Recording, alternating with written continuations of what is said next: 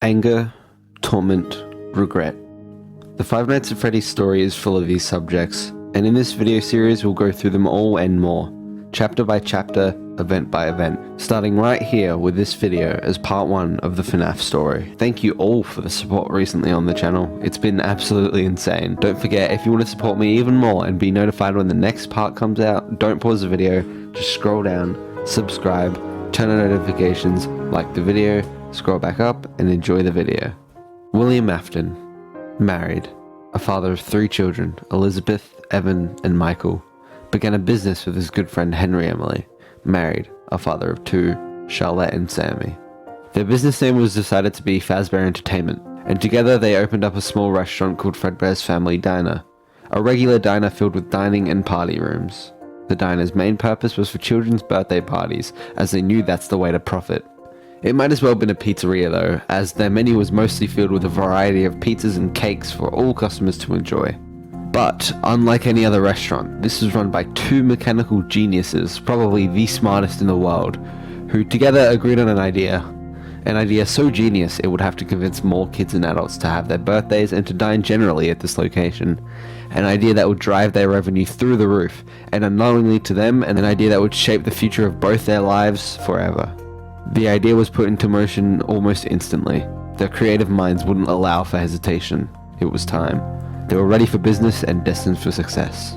William and Henry created 2 Springlock suits that they could wear and serve customers in, but the suits could also pass as animatronics to perform for the customers on a stage. These 2 Springlock suits would end up becoming the main attraction of the diner, and the 2 suits would don the names Fredbear and Spring Bonnie. Business was booming. The 2 were receiving money from all directions. Parents loved the place. They could just chill back and eat some pizza while their children ran around and admired the animatronics. Children flocked to the diner daily to see the Springlock animatronics. If someone wanted a birthday party, this would be where they went. But business doesn't change a man's mentality. William Afton may have been married, a father of 3 children, and thanks to Fredbear's a wealthy man. But however his life was, he wasn't a good man. Abusive, destructive, and cruel. The one reason he is where he is today is because he is smart and a strategist. The money did nothing but grow his toxic and dangerous personality. He looked to Spring Bonnie and then out to his filled diner he had helped create, and upon scanning the crowds, he put on the Springlock animatronic suit with a stable plan for an unstable man. Tonight, 5 children would have a birthday party they would never forget and never let go.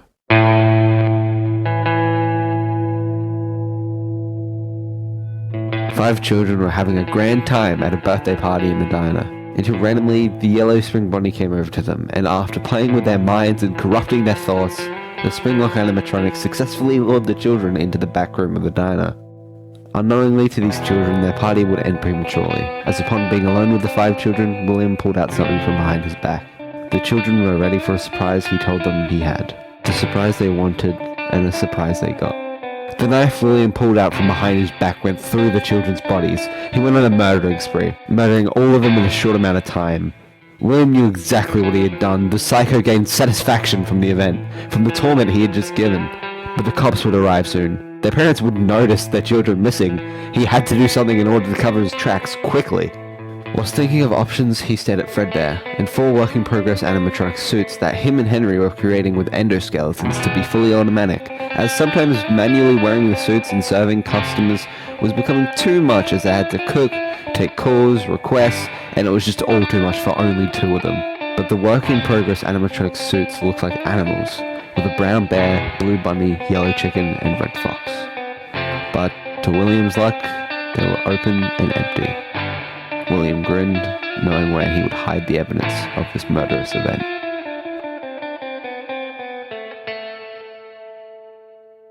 FBI, open up! Police stormed the building after several calls, not knowing their children's whereabouts, and the staff having no clue either.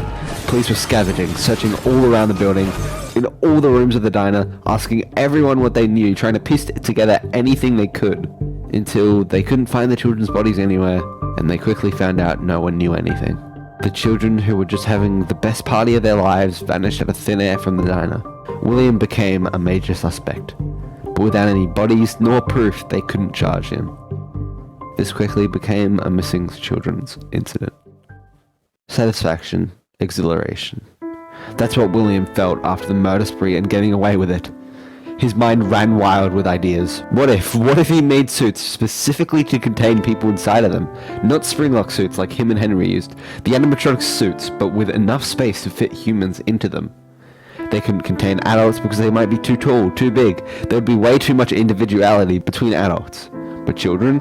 Most of them would be the same height, same size. A little bit bigger wouldn't be too much of a problem since they would still be rather small. William already killed 5 children and knew exactly how to lure them out. So he knew where to go next. With the goal of capturing children in mind, he made a new animatronic, Circus Baby, a blue-eyed, red-hair clown animatronic with an inbuilt scooper to grab, pull, and then trap children inside of itself. William adds that she can dance, she can sing. She's equipped with a built-in helium tank for inflating balloons right at her fingertips. She can take song requests. She can even dispense ice cream. With the perfect creation and a long talk with Henry, William opened up a small restaurant on the side under his personal business name, Afton Robotics, which would sell the same food and drink as Fredbear's, but with the addition of ice cream. And with this, Circus Baby's Pizza World opens. William programmed Circus Baby so she would not kill or trap in front of crowds, nor with adults, but only in a one-on-one situation with a child. And William knew that the animatronic had to contain some sort of artificial consciousness. So how would he get that? William's wife and children would occasionally visit the 2 locations, admiring William and Henry's work. Animatronics were unique, creative, and unheard of in this day of age. Evan liked to watch William work on the animatronics and would regularly watch William work on the 4 animal suits, which Evan actually got early access to plush copies of. Elizabeth Afton, though, she desperately wanted to see Circus Baby every time she visited. It looked like her, and it was the first girly animatronic that had been ever made, with the others being Fredbear and Spring Bunny, which were still working at Fredbear's family diner. William always said no to Elizabeth. He knew deep down that Circus Baby would recognize his daughter as a child and would quite possibly kill her. Elizabeth kept asking, Daddy, why won't you let me play with her? Daddy, you let the other children go see her. Why won't you let me go? Daddy, just once let me go play with her. She's so pretty and shiny. Didn't you make her just for me? Daddy, she can make balloons! Have you seen her make balloons? Oh, Daddy, let me go to her. no was always the answer. William took no risk. His own daughter dying to his creation was not an option on the table.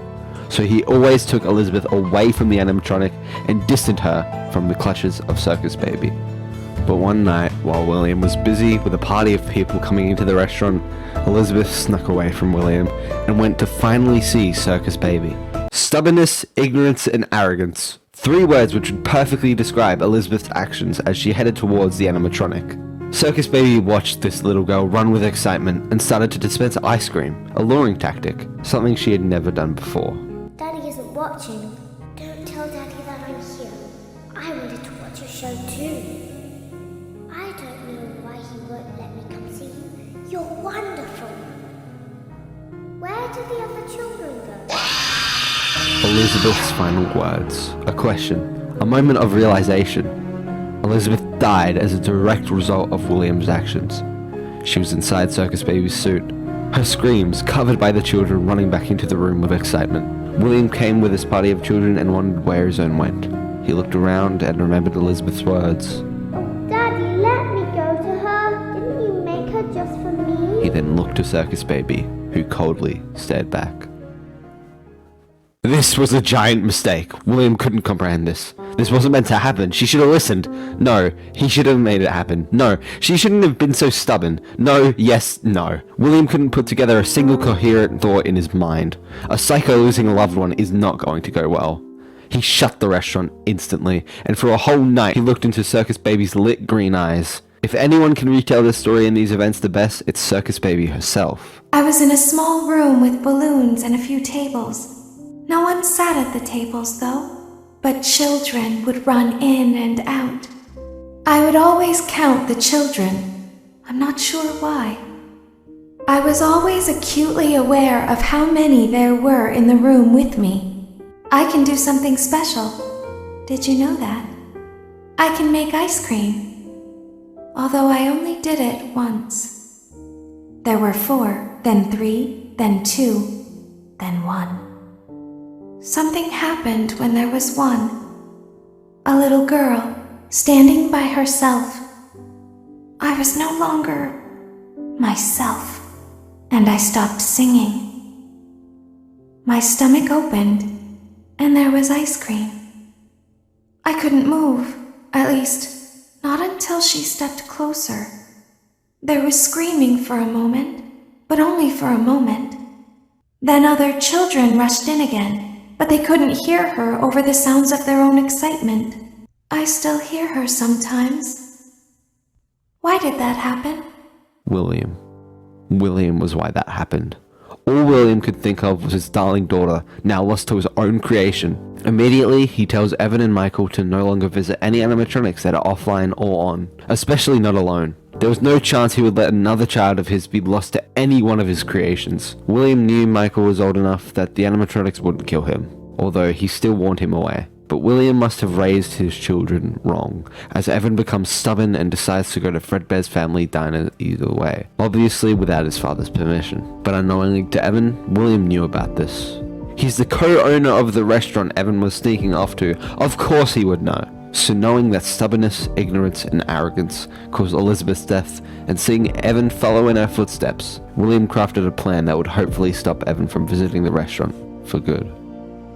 One midnight, Evan awoke to the sound of someone walking down his bedroom halls. Evan hopped out of bed and ran towards his door, opening it slightly, and he saw a nightmarish version of the animatronics he watched William build. Evan slammed the door shut, and after hearing more footsteps, he reopened the door and the animatronic was gone, but then he heard rattling coming from his bed.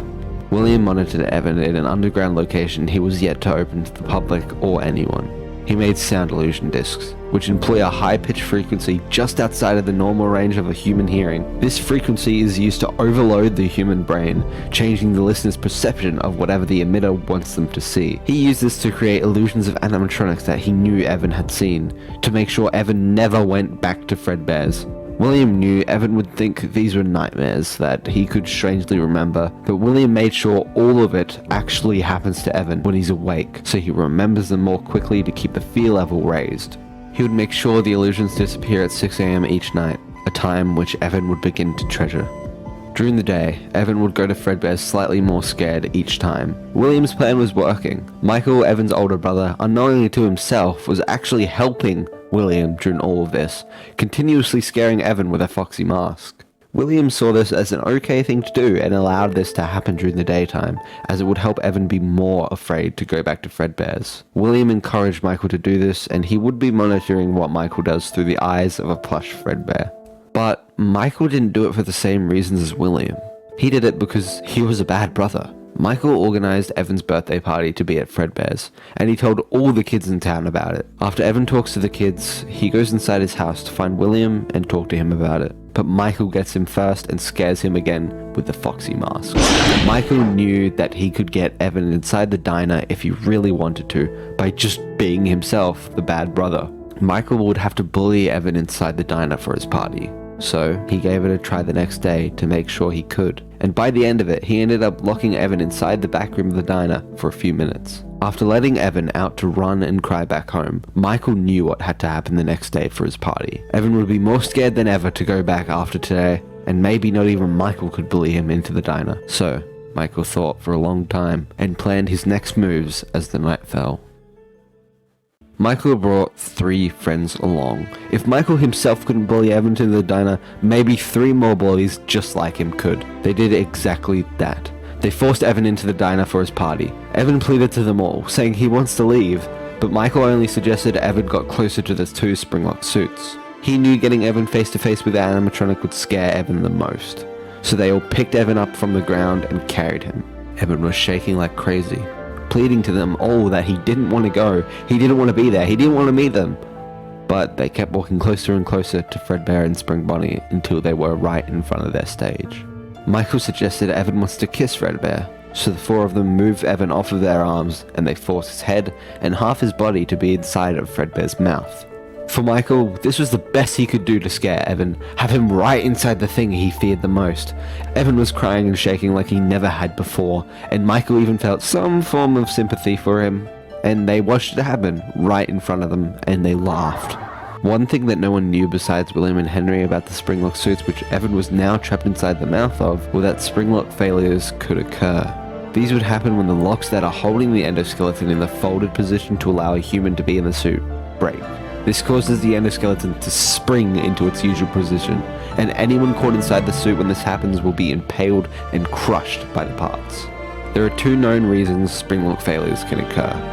One of these is when the Springlocks interact with water and moisture. For this reason, employees must not wear the suit in rooms with too much moisture in the air. The second way these accidents can occur is when an employee fails to correctly wind the Springlocks all the way up, causing them to burst on the person inside. William Henry knew about these, and always made sure to handle them correctly to avoid any fatal injuries to other staff and themselves. Evan's rivers of tears poured onto Fredbear's Springlock suit, which caused the Springlocks to interact with water and moisture, causing Fredbear to spring into its usual position, which intended Fredbear's mouth being shut. So Fredbear's mouth is shut with Evan inside of it, causing Fredbear to break Evan's skull and cause fatal damage to his head. Fredbear essentially bit down onto him in the span of a second. Michael and his friends watched as blood dripped from the suit. William instantly heard about what happened and rushed to the diner. It was panic, a mad scramble to save Evan from death. The ambulance, police, anything you could think of, all rushed to the diner, and Evan was sent to hospital immediately. William had no time to blame Michael nor himself. They went to the hospital and watched as Evan was in a coma. Throughout Evan's coma, he had one repeating, seemingly endless nightmare. It was like the nights he had just been going through this past week. He started at his bed and tried to survive being hunted by nightmarish animatronics. But this was different. Everywhere the usual animatronics would be was something he had never seen before. Something he feared the most. And something he was changed by forever. It was a nightmarish version of Fredbear. After a long day of waiting, William brings in the Fredbear plush he used to monitor Evan, and after resting the plush next to him, William is given the news that Evan would be dead shortly. William holds Evan's hands, the same way the Fredbear plush was in his other. Within Evan's coma, the clock rung 6 a.m. He shut his eyes and reopened them to see the plush Fredbear, who was like his closest friend, and the 4 plush animatronics behind it. In the real world, Michael said his goodbyes first. Can you hear me? I don't know if you can hear me. I'm sorry. Michael left William to be alone with Evan. William said his final words to Evan, saying, "You're broken. We are still your friends. Do you still believe that? I'm still here. I will put you back together." And William cried while holding Evan and the Fredbear plush. Within Evan's coma, he watched the Fredbear plush disappear in front of him and cried for one more time before shutting his eyes. William got up and walked out of the room, hearing the sound of Evan's own heartbeat flatline.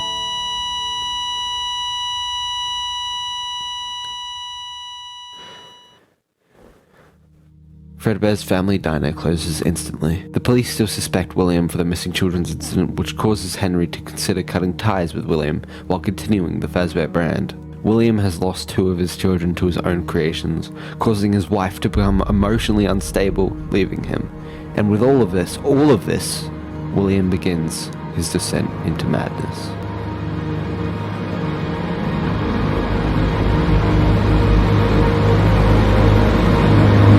Thank you guys so much for watching. Make sure to like the video and subscribe with notifications on to be notified when more parts come out and the story continues to be unraveled.